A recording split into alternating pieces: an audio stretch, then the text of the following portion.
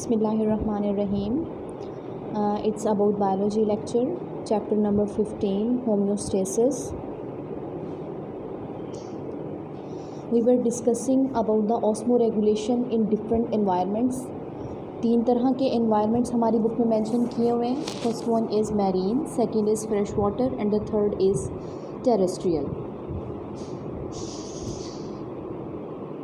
First environment that is marine environment वो हमारा complete हो चुका.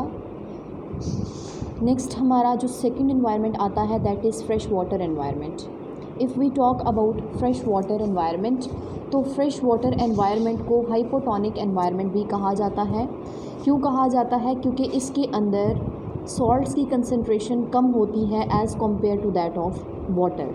इस बेस पे हम फ्रेश वाटर एनवायरनमेंट को हाइपोटोनिक एनवायरनमेंट का नाम भी देते हैं.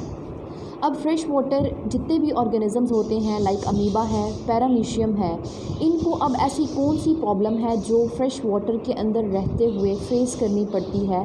That is the major problem of osmotic flooding. क्योंकि इनके अराउंड बहुत सारी मिकदार में पानी मौजूद है, लिहाजा वो इनके सेल्स में एंटर होके इनको डी शेप कर सकता है. एक रिक्वायर्ड लिमिट तक तो इनका सेल उसके स्ट्रेस को, वाटर के स्ट्रेस को बर्दाश्त करेगा, जिसको हम टर्गर प्रेशर का नाम देते हैं. अब वो एक रिक्वायर्ड लिमिट तक तो उसको बर्दाश्त करेगा, लेकिन जैसे ही वो लेवल एक्सीड हो जाएगा तो अल्टीमेटली सेल डी शेप हो जाएगा, डिफॉर्म हो जाएगा.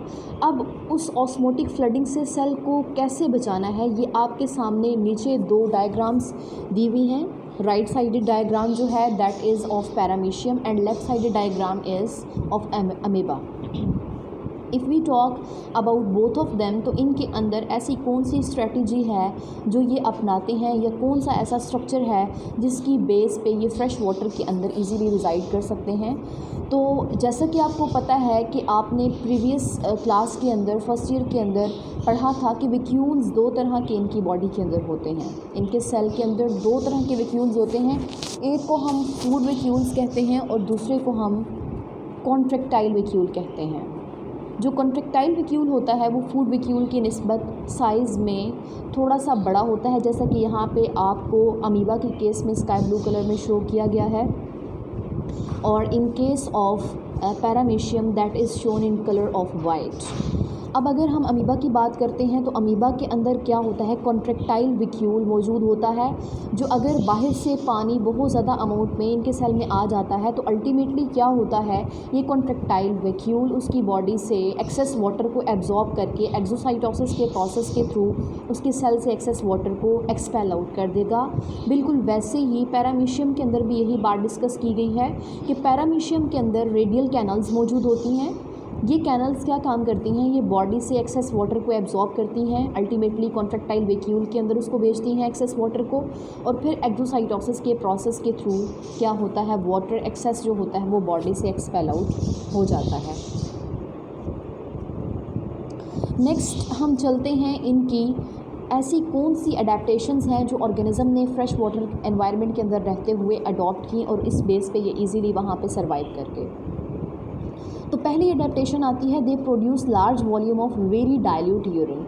अब क्यों ऐसा क्यों है? क्योंकि ये बहुत ज़्यादा अमाउंट में वाटर ड्रिंक करते हैं. अल्टीमेटली क्या होता है, इनकी बॉडी में पहले ही वाटर इनकी सराउंडिंग में भी ज़्यादा है, लिहाजा इनकी बॉडी के अंदर भी वाटर ज़्यादा होने की बेस पे क्या होगा, ये बहुत ज़्यादा मिकदार में जो होगा यूरिन जो है उसको एक्सपेल आउट करेंगे बॉडी से, और वो यूरिन जो होगा that will be dilute urine. In other words we can say that there urine will be hypotonic urine. In case of marine environment हमने वहाँ पे रहने वाले ऑर्गेनिजम्स को कहा था कि उनका यूरिन जो होता है वो किस तरह का होता है, वो होता है concentrated urine. In other words हमने कहा था दैट इज़ हाइपरटोनिक यूरिन. ठीक है, तो इस केस में हम कहेंगे कि इनका यूरिन जो होगा दैट इज़ हाइपोटोनिक और डाइल्यूटेड यूरिन. पहली अडेप्टेशन ये हो गई. सेकेंड अडेप्टेशन क्या है, they prefer the intake of salty food to compensate the loss of water.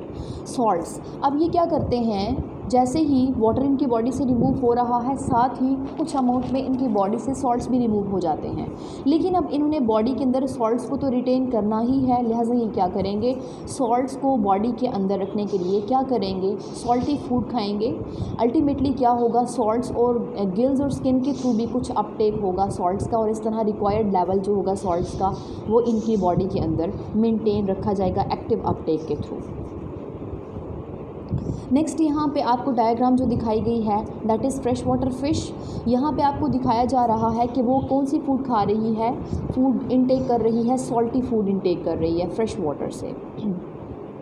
अब क्या होगा, इसके गिल्स जो होंगे वो एक्टिवली एब्जॉर्ब कर रहे होंगे डिफरेंट सॉल्ट्स को अपने सराउंडिंग से, और इसके साथ साथ वाटर जो होगा वो भी ऑस्मोटिकली, जैसे ही सॉल्ट्स अंदर आएंगे तो ऑस्मोटिकली इसके साथ वाटर भी ऑटोमेटिकली फ़िश की बॉडी के अंदर आना शुरू हो जाएगा। इसके अलावा अगर हम इनकी किडनीज़ की बात करते हैं तो किडनीज़ के अंदर जो ग्लोमेरुलस का पोर्शन होगा वो क्या करेगा, इनकी जो किडनीज़ होंगी वो एब्जॉर्ब करेंगी, री एब्जॉर्प्शन का प्रोसेस शुरू कर देंगी सोडियम क्लोराइड, मतलब आयंस जो होंगे वो ग्लोमेरुलस री एब्जॉर्ब करेगा। अल्टीमेटली क्या होगा, डाइल्यूट यूरिन मतलब वाटर बाहर निकल जाएगा, एक्सपेल आउट हो जाएगा, और मैक्सिमम अमाउंट के अंदर जो वाटर होगा उसको जो सॉल्ट्स होंगे उनको बॉडी के अंदर रिटेन किया जाएगा, और इस तरह जो इनका यूरिन होगा that will B of dilute nature. इस तरह से हमारे पास दो एनवायरनमेंट्स पहले कंप्लीट हो गए।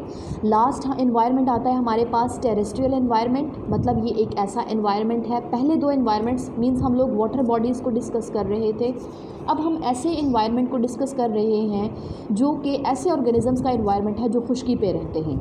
तो ऐसे ऑर्गेनिजम्स को प्रॉब्लम कौन सी फेस करनी पड़ेगी, तो पहली प्रॉब्लम आती है इनको इवेपोरेटिव लॉस की, जो कि डिहाइड्रेशन की तरफ ऑर्गेनिज़म को लेके जा सकता है। ऑर्गेनिजम्स को पहली प्रॉब्लम इवेपोरेटिव लॉस की आती है टेरेस्ट्रियल मोड ऑफ लाइफ को जो अडॉप्ट करते हैं, मसलन आर्थ्रोपोड्स हैं और वर्टिब्रेट्स हैं, इनको कहा जाता है these are best suited to terrestrial mode of life. अगर हम देखें इनकी अडेप्टैशंस के वहाँ पे रहने वाले ऑर्गेनिजम्स की ऐसी कौन सी अडेप्टैशंस हैं जिसकी बेस पे वो टेरेस्ट्रियल मोड ऑफ लाइफ को गुजार रहे हैं, तो पहली बात की जाती है इनके अंदर बॉडी स्ट्रक्चर की, and second is related to behavioural and metabolic adaptation. If we talk about body structure तो इसमें हम एग्जांपल कोट करते हैं इंसेक्ट्स की।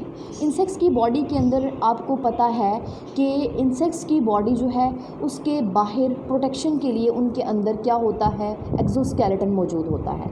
एक्सोस्केलेटन बेसिकली क्या होता है, ये क्यूटिकल की एक हार्ड सी कवरिंग होती है। ये बेसिकली वैक्स जो होती है, वैक्स से एक किस्म का वैक्सी एक्सिक्यूटिकल होता है जो कि इसकी बॉडी से प्रिवेंट कर रहा होता है इवेपोरेटिव लॉस को। दूसरी चीज़ हम कहते हैं कि इनके अंदर डेड कैराटिनाइज्ड स्किन जो होती है वो मौजूद होती है, जो कि कॉम्पैक्ट होती है अपने स्ट्रक्चर के अंदर। अल्टीमेटली वो स्किन जो होती है वो भी काफ़ी हद तक क्या कर रही होती है, इवेपोरेटिव लॉस को रोकने में काम करती है या रोल प्ले करती है।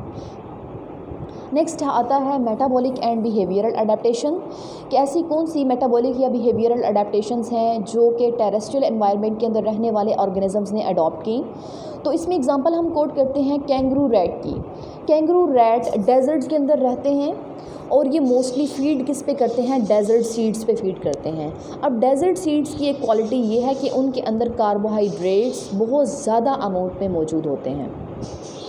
अब जैसे ही ये उस पर फीड करेंगे, अल्टीमेटली हमने ये भी पढ़ा कि जो ग्लूकोज़ है वो भी एक कार्बोहाइड्रेट की टाइप है। हम लोगों ने फर्स्ट ईयर के सेकंड चैप्टर के अंदर पढ़ा था कि जो कार्बोहाइड्रेट ग्लूकोज़ जो है वो भी एक कार्बोहाइड्रेट है। अल्टीमेटली क्या होगा, जैसे ही ग्लूकोज़ की ब्रेकडाउन होगी तो क्या होगा, ग्लूकोज़ की ब्रेकडाउन से carbon C6H12O6 it will give us CO2 + H2O। ठीक है, ये H2O बेसिकली क्या है, this is metabolic water that is produce as a result of metabolism. अब ये क्या करेंगे, जैसे ही कार्बोहाइड्रेट्स वो इनटेक करेंगे, अल्टीमेटली कार्बोहाइड्रेट्स के अंदर स्टोर्ड फॉर्म में मेटाबॉलिक वाटर मौजूद होता है जो कि कैंगरू रैट के लिए काफ़ी ज़्यादा बेनिफिशियल होता है। अब कैंगरू रैट क्या करता है, उन्हीं कार्बोहाइड्रेट्स पे फीड करके अपनी लाइफ को इजीली स्पेंड कर सकता है, अगर इसको काफ़ी लंबे पीरियड तक पानी ना मिले उसके बावजूद भी। सेकेंड अडेप्टेशन आती है, इनकी किडनीज़ जो हैं वो क्या करती हैं, बजाय वाटर को लॉस करने के वो वाटर को रीएब्जॉर्ब कर लेती हैं। ठीक, अब वाटर को रीएब्जॉर्ब करेंगी, दैट मीन्स वाटर सेव हो जाएगा उनकी बॉडी के अंदर और वहाँ से वाटर का लॉस नहीं होगा। इस तरह से भी काफ़ी हद तक उनकी बॉडी के अंदर वाटर कंजर्व हो जाएगा। Next is anhydrobiosis. An means without, hydro means water, and biosis is related to life. Life without water. This is the literal meaning of anhydrobiosis. कुछ ऑर्गेनिज़म्स ऐसे होते हैं जो कि मॉडरेट सप्लाई ऑफ वाटर के अंदर रह रहे होते हैं। अगर उनको पानी ना मिले तो स्कैर्सिटी ऑफ वाटर के अंदर रहना और वहाँ पे सरवाइव करना, it will be a quite difficult task for them. अब क्या होगा, ऐसे इन्वायरमेंट के अंदर रहने के लिए इंडिविजुअल्स ने ऐसी कौन सी अडेप्टेशंस की हैं। एग्जांपल मेंशन करती जाऊँ मैं यहाँ पे, तो एग्जांपल आपके सामने है टार्डीग्रेड की। इंसेक्ट्स की तरह के होते हैं। अब ये टार्डीग्रेड्स क्या करते हैं, अगर इनके अराउंड पानी की किल्लत हो जाए, पानी की कमी हो जाए, इनको डिहाइड्रेशन फील हो, तो ये क्या करते हैं, ये डोरमेंट स्टेट में चले जाते हैं। डोरमेंसी बेसिकली क्या है, ये अपने मेटाबॉलिक प्रोसेसेस को स्लो डाउन करते हुए इतना कम करके ले जाते हैं कि इनको इस तरह की वाटर की फिर ज़रूरत ही नहीं रहती।